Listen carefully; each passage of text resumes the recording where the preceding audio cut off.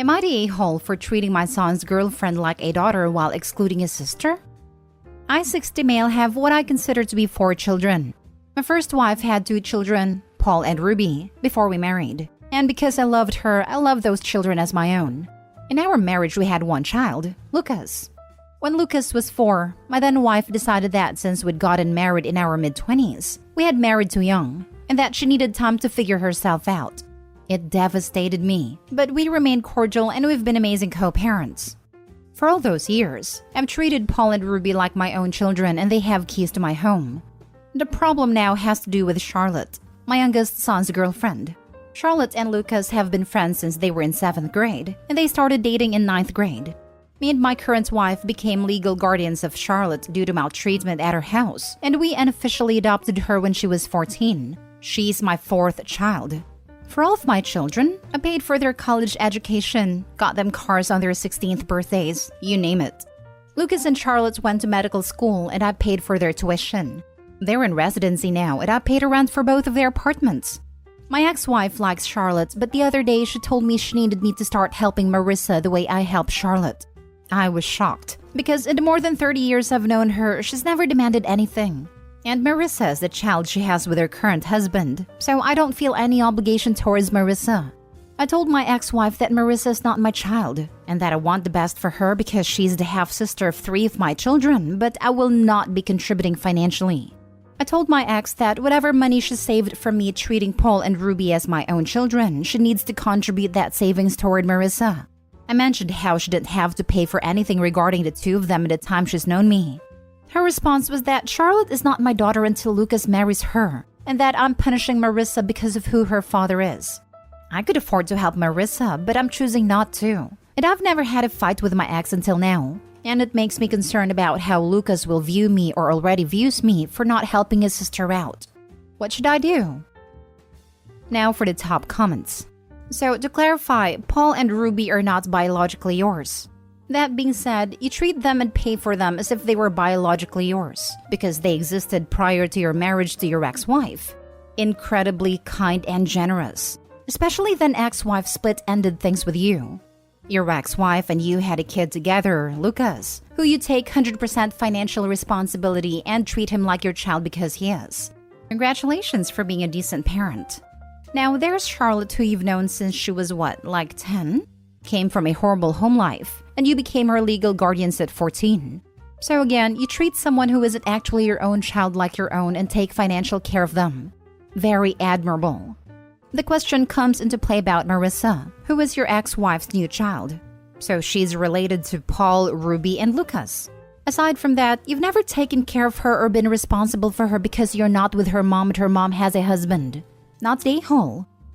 This is a very nice comment, and it really made my day. I mean it. There's a genuine niceness there that I appreciate.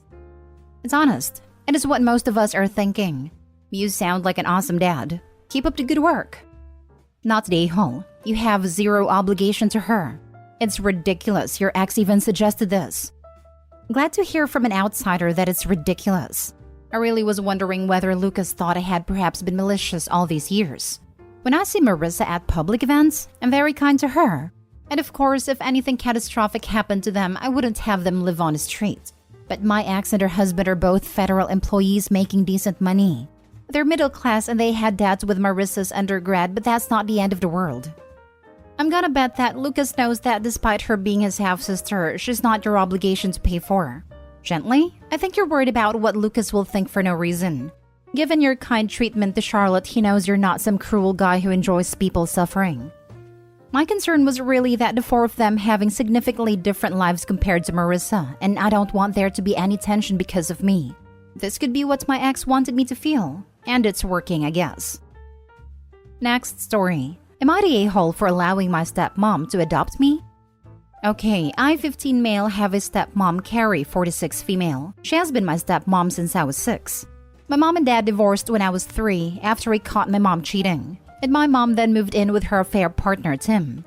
Tim has always been a huge prick. At first he seemed nice, but then after he and my mom got married, he became extremely rude. And he always tried to get me to call him dad, even though he knows I hate him.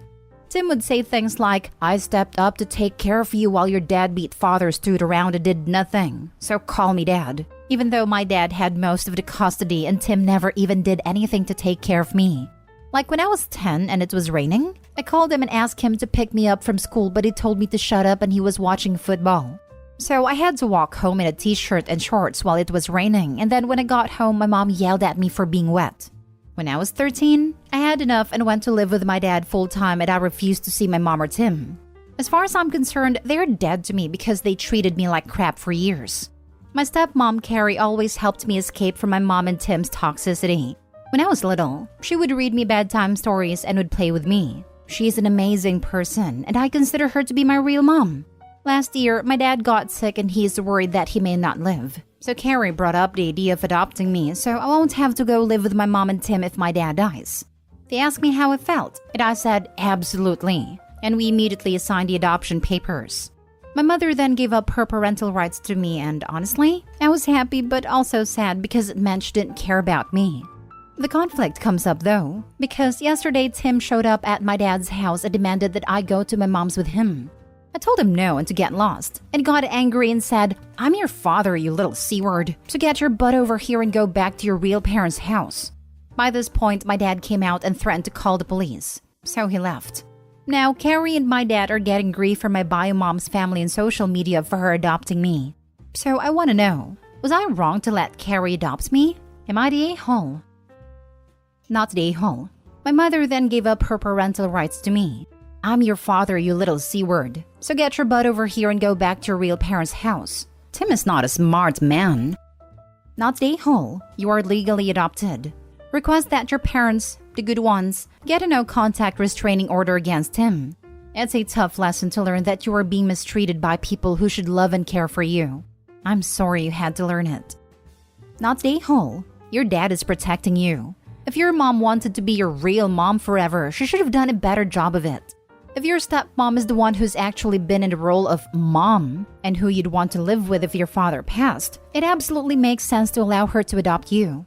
And it's wonderful that she cares enough to do so. I'm sorry those people are doing this to you when you're already going through such a difficult time. If you don't mind, please show this next bid to your dad. You can take it out of context if you don't want him to see this thread. I think it's a good idea to show the whole thread to him so he knows how you're feeling. But you don't have to. Dear Opie's dad, please call the cops, non-emergency line, and report Tim's behavior. If you don't have a security camera already set up, consider getting one. There are pretty cheap ones on Amazon you can easily set up and hook up to your phone.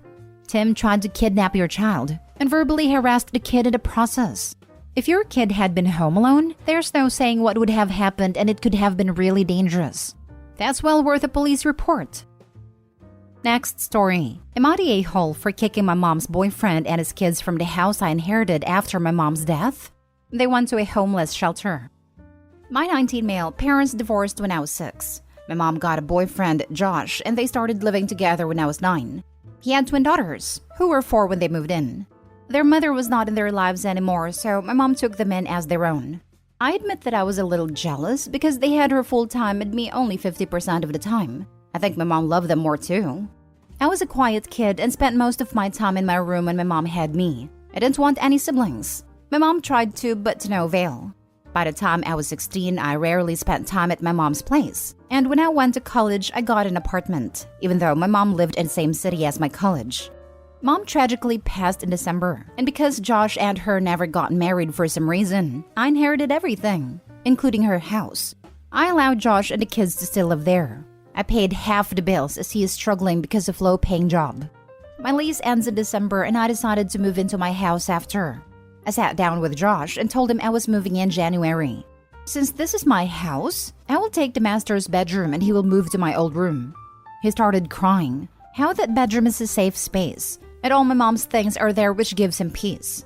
I told him he can move few of her things to my old room. My room is 1/3 of the master's bedroom. He started crying even more, that he doesn't want to abandon their bedroom. I was pretty angry at that point, so I told him to just get out of the house then, as I don't have the energy to deal with this nonsense. I've since cooled down, but 3 days later he sent me a message to notify me where he left the keys, and they had moved out. I found out they went to homeless shelter. I got messages from my mom's side of the family, how I'm heartless and cruel to kick them out.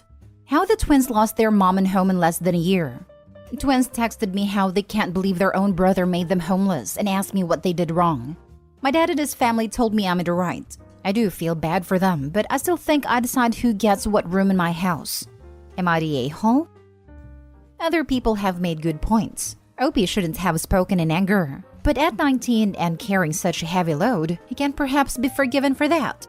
This Josh dude put Opie in a very awkward position, and when Opie tried to make the situation fair in a way that benefited both sides, Josh freaked out, moved out, and is now sending flying monkeys to guilt Opie. Not the a-hole Opie.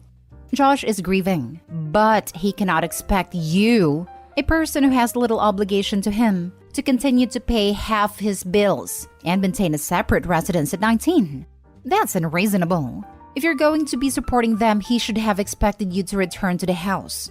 And as you're now returning as the homeowner and an adult covering half the bills, he should have realized giving you your childhood room back wasn't going to cut it. I understand why it hurts for him, but he should have been willing to give up the room. It would have been better to give the man some time to work through his emotions. This is a case where you continually hold a boundary. Don't back down, but allow the other side some time to come to terms with it. Affirm, you are welcome to stay here with me, but I will be moving into the house on X date and I will be taking the master suite. Would have been far, far better than telling them to get out. That's all you had to say, and then no one could accuse you of anything. But you're 19, and this is a mess of a situation. You deserve to be allowed to learn from this situation if you didn't perfectly handle it on your first attempt. I agree, but I'm stuck on this one point. Thing is, Josh didn't need to move out until December. Opie has a lease that and then, so they'll be moving to the house. They were having the first conversation discussing the situation of Opie planning to move in. Josh has been grieving for over half a year, while getting his bills paid by Opie as soon as this conversation happens. He didn't take any time to make plans. He just leaves? The room and stuff that was so important? No plans. No intent to evict even started. He just takes his family and leaves, and contacts the mother's side of the family. Reads strange. Yes, Opie failed to have enough tact in that moment. Maintaining more than one household is difficult, and Opie shouldn't have had this burden. Opie's also grieving the loss of his mother. Not the a-hole. It's not a great situation for anyone, but he's been freeloading off of Opie, guilting a 19-year-old into financially supporting him. Not only paying half their bills, but paying to live elsewhere so Josh could have the house. You're entitled to live in your own house, and you're especially entitled to the master bedroom. Josh tried to guilt Opie and bailed when that failed. Last story. Am I the a-hole for kicking my sister-in-law out for eating my order? My husband's sister moved in with us after a major argument about the baby's name. They were expecting, and she's 7 months in. She's known to be picky and refuses to eat what we normally cook.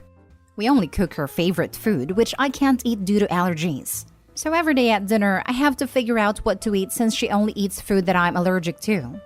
Last night, my husband agreed that he'd cook for her and cook for us together separately. I got home after a long day at work and found out that sister-in-law convinced my husband to only cook the meal she wanted and cancel on the meal we planned to have. I saw them eating together in the kitchen. My husband apologetically said his sister convinced him to eat with her and not cook the meal I wanted us both to have. I said it was fine, then went to order some food from the restaurant. I went to take a shower and did some work on my laptop, then came downstairs to find my order placed on the kitchen counter. It was open and someone ate the majority of it. I turned around and there was sister-in-law standing saying she woke up hungry and couldn't resist the smell that was coming out of the box. I lost it and yelled at her asking why she did that, but she said that she did save me some, which isn't true because there was only some rice and dressings. We started arguing and I told her I couldn't take this anymore and told her to pack her things and leave first thing in the morning. She began crying and my husband got involved in defending her up and down, repeatedly saying she's pregnant and is eating for two basically. He suggested I go make myself something quick from the fridge and let go, but I refused and a bigger argument ensued. Am I the a-hole for kicking her out over this? Not the a-hole. And you don't have a sister-in-law problem. You have a husband problem. Don't get me wrong. Your sister-in-law sounds like a spoiled, selfish, and entitled piece of work, pregnant or not. But your problem is that your husband is more concerned with her health and happiness than yours. He needs to get his priorities in the right place. All day, Husband is the problem. Also, not the a-hole.